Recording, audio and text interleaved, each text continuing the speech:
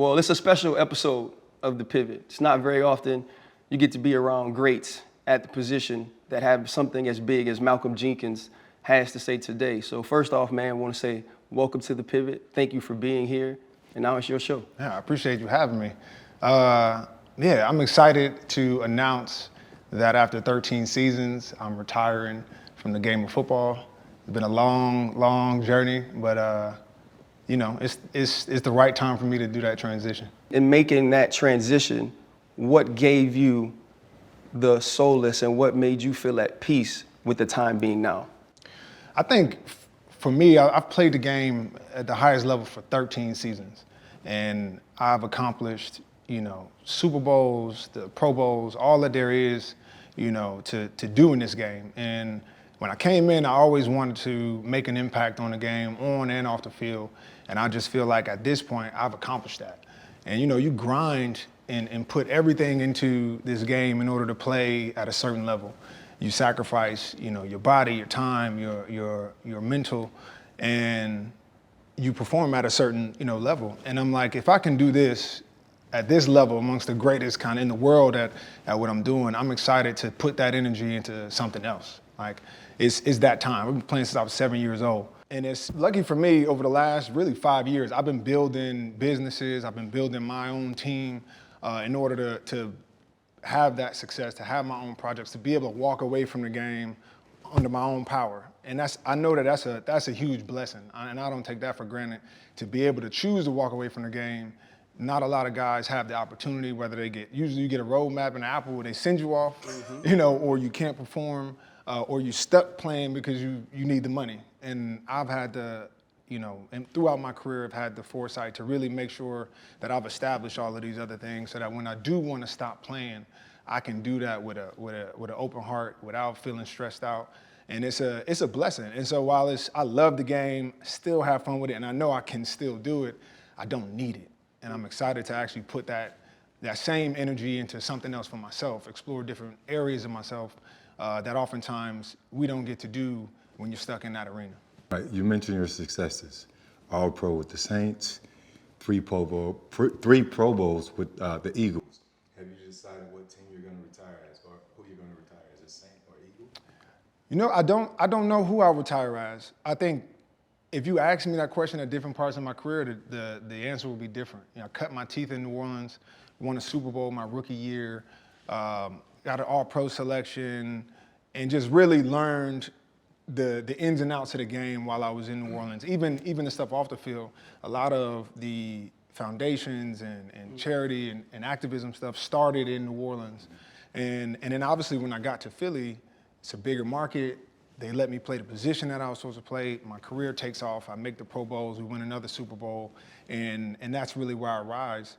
And it'd be easy to say Philly, but then when I needed it most, and I go out there and bet on myself to get paid, and I have to leave Philly to do such, New Orleans is right there to welcome me back home.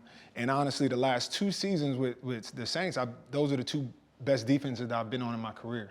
Had the most fun in my career, which I didn't really expect. And so it's tough. I don't know, how or which one to choose at this point, but I do know that I've made a lasting impact on both of these franchises, and more importantly, these franchises and cities made a lasting impact on my life.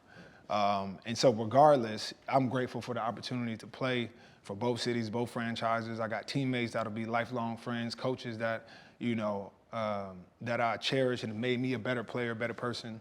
So it's a good problem to have at the end of the day. So I think my final question is this: what now? Will you be sitting next to me come September, producing some sort of doc, or out in the streets like you've always been, part of your activism? Or, man, are you going to kick your feet up for a little bit and see what it's like to rest? I don't think I know how to kick my feet up. So I think one of the things that I will continue to do is much of what you've seen from me. I love to give back. I'm always going to speak up about social issues and fighting for our people and really teaching. I love to teach. So, I've done documentaries before. I've started my own production company, Listen Up Media, and we're going to keep up with those messaging in the you know, the documentaries and all of that. But I think one of the things, and I think you're a great example of it, is when you're an athlete, you get pegged into that box when they see you as just an athlete. And I think, especially me, people have always expected me to be the football player, the activist, and that's really it, like to be real serious. But I'm like, there are other muscles that I've not been able to work out, you know, like your creativity, being funny. And so one of the things I worked on is not only am I going to do these documentaries and kind of stay in tune with what I've been doing, but I've been developing a scripted comedy show about myself.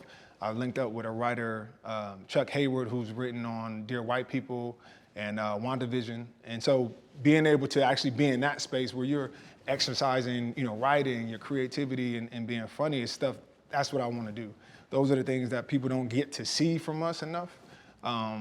But we're way more than, you know, what we do on Sundays. And so those are the things that I'm excited about. And of course, I've done other things in business that, you know, make sure that my money's straight and I can focus on doing the things like exploring myself, putting energy into speaking the same messages, talking about issues in society, but doing it in a creative way that people can, you know, digest. And it's not just me talking to camera, preaching, or being on a stage of athletics. Well, I think, man, for us, this is a first.